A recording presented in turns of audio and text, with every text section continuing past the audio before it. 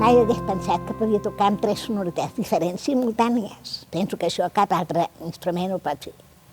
Em va donar una plenitud. Vaig dir, trobat el que m'omple la vida i no cal que busqui res més. Bé, jo penso que això depèn realment de la que s'interpreti. Si un entra en una iglesia que diuen que va ser un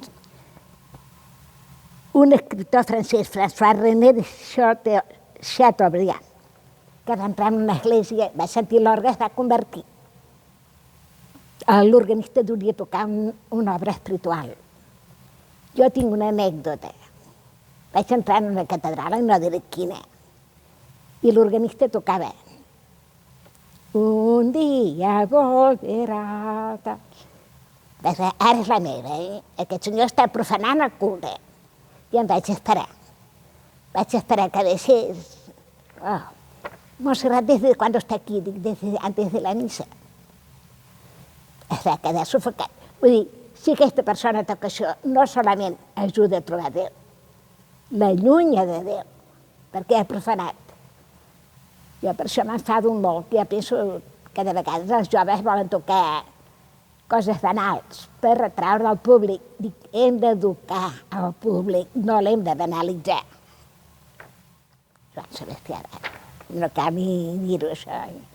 Jo penso que hi ha obres de Bach que penses que ha sigut la mà de Déu qui les ha dictades. I després m'agrada un altre compositor espanyol andalús per més senyals, Francisco Correa d'Arauso.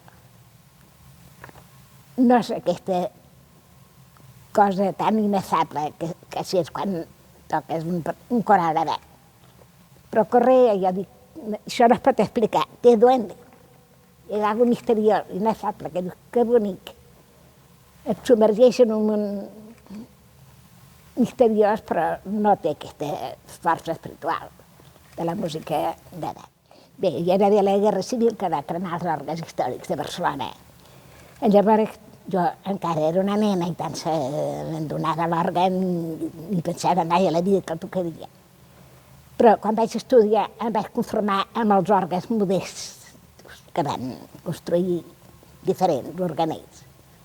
Vaig tenir una beca per anar a París i em va sorprendre. Dic, el mateix que toco sona preciós. I quantes rocades sona petit i exquisit. I de per quan vaig començar la campanya per aquest orgue. L'any 67 vaig anar de casa en casa, de despatx en despatx, recomanada per les mestresses de Ràdio Pelayo, que sé que ja no existeix això, i em donaven donatius de 25 pessetes, 10 pessetes, però amb tot això vam fer aquesta cadireta. Encara no completa. Després jo no sé què va passar, ens vam cansar o ens vam esgotar, o jo vaig començar a donar molts concerts, ja no podia cantar. I fa 2 anys amb el pare Serramona vam dir hem de tornar a engegar-lo de l'orgue, no pot ser, jo em moriré i això quedarà. I ens hi vam tornar a posar, vam rebre donatius substanciosos, jo vaig fer també el que vaig poder. I ara tenim l'orgue major, però encara està buit al pedal, falten els baixos.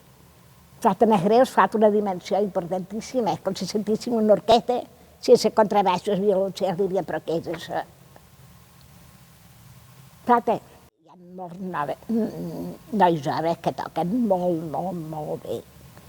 Es restauren orgues. L'únic perill, ja dic, és que caiguin en aquesta cosa de voler agradar, de cautivar.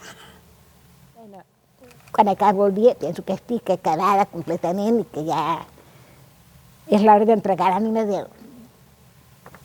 Dormo, em desperto i sento una alegria tremenda. Un altre dia em llevo molt d'hora, a les 5, i m'agrada tant veure a poc com s'aclareix. Veus, el dia s'ha assecat, doncs jo també m'asseco.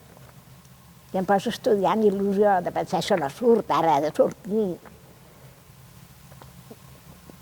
Em comunico amb els familiars, amb els amics, penso que és bonic viure, la veritat.